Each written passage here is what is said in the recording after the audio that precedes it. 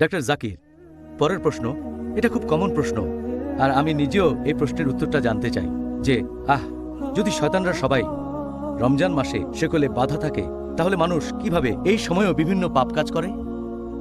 আমিও একমত যে এটা একটা কমন প্রশ্ন। আমার মনে আছে অনেক বছর আগে যখন স্কুলে পড়তাম, হাদিসটা তখন শুনেছিলাম যে রমজান মাসে শয়তান শেকলে বাঁধা। তখনই আমার মাথায় এই প্রশ্নটা একবারে সঙ্গে সঙ্গে এসেছিল। আর প্রশ্নটা অনেক মুসলিমের মাথাতেই আসবে, অনেক অমুসলিমও ভাববে যে যদি শয়তান শেকলে বাঁধা থাকে তাহলে কিভাবে মানুষ রমজান মাসে গুনার কাজ করে। এটা আমাদের নবী সাল্লাল্লাহু আলাইহি ওয়াসাল্লামের একটা হাদিস। আমি আগেও বলেছি, সহিহ হাদিস আছে মুসনাদ আহমদে, খণ্ড নম্বর 2, পৃষ্ঠা নম্বর 230, হাদিস নাম্বার 7148। এছাড়াও এই হাদিসটা আছে সুনান আন-নাসাইতে, অধ্যায় নম্বর 5, হাদিস নাম্বার 2106।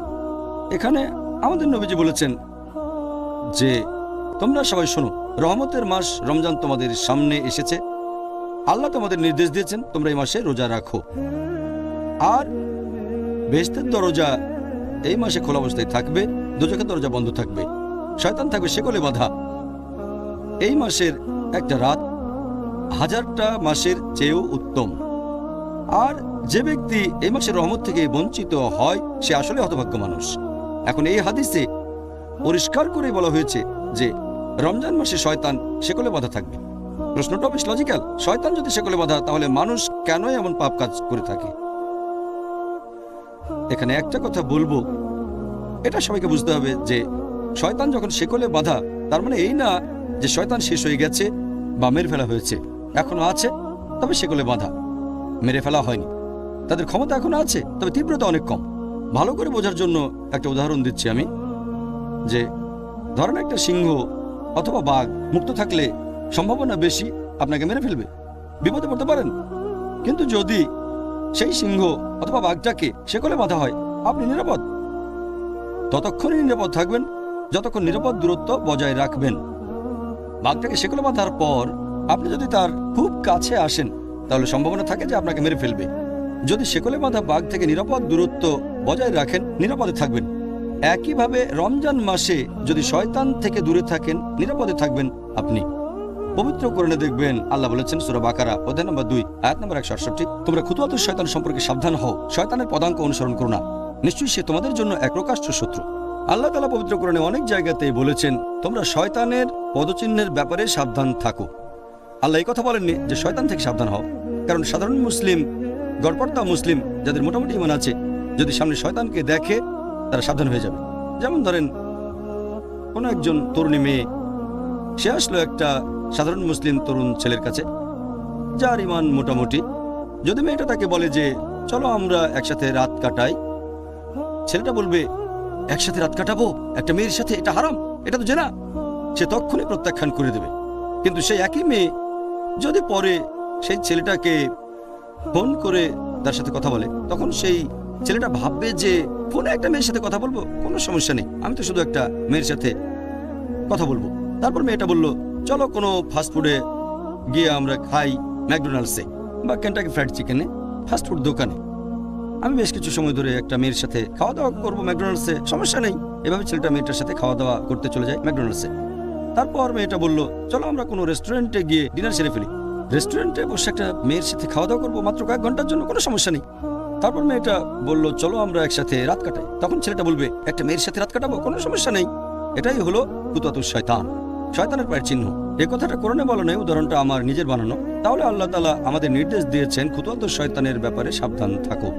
শয়তানের পায়ের চিহ্ন, যদি শয়তান সরাসরি সামনে আসে, কোনো সাধারণ মুসলিমের সামনে যার ঈমান আছে, সে সাবধান হয়ে যাবে, সেখান থেকে পালিয়ে যাবে। কিন্তু খুতুওয়াতুশ শয়তান, এটা হচ্ছে খুবই বিপজ্জনক।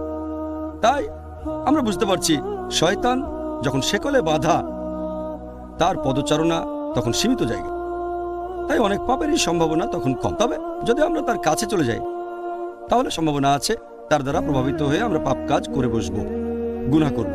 তাই আমাদের সাবধান থাকতে হবে যে রমজান মাসে যদি দূরত্ব বজায় রাখি, তাহলে পাপ কাজ করার সম্ভাবনা কম। কিন্তু যদি শয়তানের কাছে চলে যায়, সে যদিও শেকলে বাঁধা, যেমন শেকলে বাঁধা অবস্থাতেও বাঘ চলাফেরা করতে পারে, শয়তানও ঠিক সেরকম। আমি ব্যাপারটা এইভাবেই দেখি। আমাদের নবী বলেছেন শয়তান শেকলে বাঁধা, তারপরেও চলাফেরা করে, তবে দূরে থাকতে হবে। যদি দূরত্ব বজায় রাখি তাহলে নিরাপদে থাকবো। আর আমার মতে দ্বিতীয় কারণটা হচ্ছে যে এই পবিত্র রমজান মাসে যদিও শয়তান শেকলে বাঁধা, আমরা এটা ভুলে যাই যে বাকি 11টা মাস মুক্ত থাকে। আর এই 11 মাসে শয়তান মানুষকে যেভাবে প্রভাবিত করে সেটার প্রভাব আর ফলাফলটা রমজান মাসেও কিছুটা দেখা যায়। আপনাদের বোঝার সুবিধার জন্য আমি একটা উদাহরণ দিচ্ছি যে অনেক ড্রাগ ব্যবসায়ী যারা তাদের কাস্টমারদের বেছে নেয় কলেজ বা ভার্সিটির তরুণদের, প্রথম দিকে তারা কি করে, ড্রাগস ফ্রি দিয়ে দেয়। এভাবে তরুণদের ড্রাগস দিয়ে লোভ দেখায়, আর কিছুদিন পার হয়ে গেলে সামান্য টাকার বিনিময়ে ড্রাগস বিক্রি করে থাকে। এরপরে চার্জ করা শুরু করে অনেক বেশি বেশি। তবে ততদিনে তরুণরা সে ড্রাগসে আসক্ত হয়ে গেছে। যদি সে ড্রাগস ডিলার সেখানে নাও থাকে, তারা খুঁজে বের করবে তাকে, যেখানে থাকুক খুঁজে বের করবে, কারণ ড্রাগস তখন লাগবে।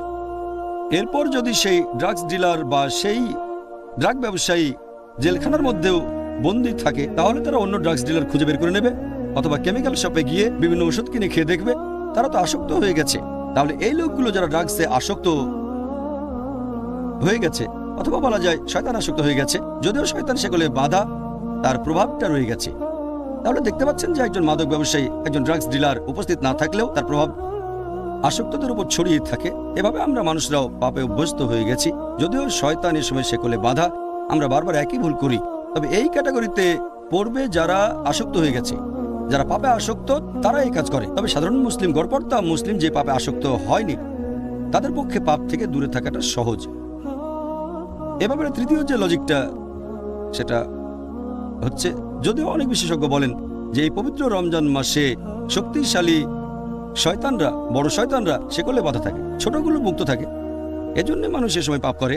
তবে আমি এটা যেভাবে দেখি, তৃতীয় কারণটা হচ্ছে, যদিও শয়তান এ সময়ে সেকলে বাধা আল্লাহ বেঁধে রেখেছেন, তারপরেও তার প্ররোচনা দেয়। শয়তানরা যেভাবে মানুষকে তার কাছে নিয়ে আসে, তার একটা হলো কুমন্ত্রণা দেওয়া, প্ররোচিত করা। আল্লাহ পবিত্র কোরআনে বলেছেন, আছে সূরা নাস অধ্যায় নম্বর 114 আয়াত 1 থেকে 6, قل أعوذ برب الناس ملك الناس إله الناس من شر الوسواس الخناس الذي يوسوس في صدور الناس من الجنة والناس। তারা মানুষের মনের ভেতরে কুমন্ত্রণা দিয়ে তারপর বেরিয়ে যায়। তাদের মধ্যে রয়েছে জিন আর মানুষ। এখানে পবিত্র কোরআন আসলে শয়তানের কথা বলছে, যারা মানুষের মনে কুমন্ত্রণা দিয়ে তারপর বেরিয়ে যায়। আর এইসব শয়তানের মধ্যে রয়েছে জিন আর আছে মানুষ। তাহলে হয়তো আল্লাহ সুবহানাহু ওয়া তাআলা সেগুলো আটকে রেখেছেন সেই শয়তানদের যারা জিন, কিন্তু মানুষরা তো থাকে মুক্ত অবস্থায়। তাহলে শয়তানদের মধ্যে যারা জিন তারা আটক থাকে, তবে শয়তান তো মানুষের মধ্যেও রয়েছে। আল্লাহ সে কথাই বলেছেন, আমরা মুক্ত অবস্থায় থাকি। তবে এর পাশাপাশি শয়তানের কুমন্ত্রণার ব্যাপারে আমাদের সাবধান থাকতে হবে। ওয়াসওয়াসা, এই ওয়াসওয়াসা আমাদের বিভিন্ন পাপ কাজ করতে উৎসাহিত করে থাকে। রোজার সময় আমাদের অনেকে পাপ করে, কিন্তু সম্ভাবনাটা কম। আর এছাড়াও এই হাদিসে পরিষ্কার করে বলা হয়েছে যে আল্লাহ তোমাদের নির্দেশ দিয়েছেন তোমরা রোজা রাখবে, আর শুধু রোজা রাখলেই আমার মত অনুযায়ী শয়তানেরা সেকলে বাঁধা থাকবে। আমি সেই শয়তানের কথা বলছি যারা কুমন্ত্রণা দেয়। তাহলে নবী বলেছেন তোমরা রোজা রাখো, আল্লাহ তোমাদের নির্দেশ দিয়েছেন, শয়তান এই সময় সেকলে বাঁধা থাকবে। তাহলে শয়তান যে কুমন্ত্রণা দেবে, আপনি রোজা রাখলে তারা সেটা করতে পারবে না। শয়তানের কাছ থেকে দূরে থাকতে হলে আমরা রোজা রাখবো। যদি নিয়ত করে রোজা রাখেন আল্লাহর কাছ থেকে পুরস্কারের আশায়, তাহলে এই শয়তান প্ররোচিত করতে পারবে না। আর এটা লজিক দিয়েও প্রমাণ করা যায়। যদি চেক করে দেখেন যে এই সময়ে মুসলিম দেশগুলোতে অপরাধের হার কেমন, দেখবেন রমজানে কম। তবে অমুসলিম দেশগুলোতে অপরাধের হারটা একই রকম থাকে। এর কারণ হলো যেহেতু তারা রোজা রাখে না অমুসলিমরা, তাই শয়তান তাদের প্রভাবিত করতে পারে।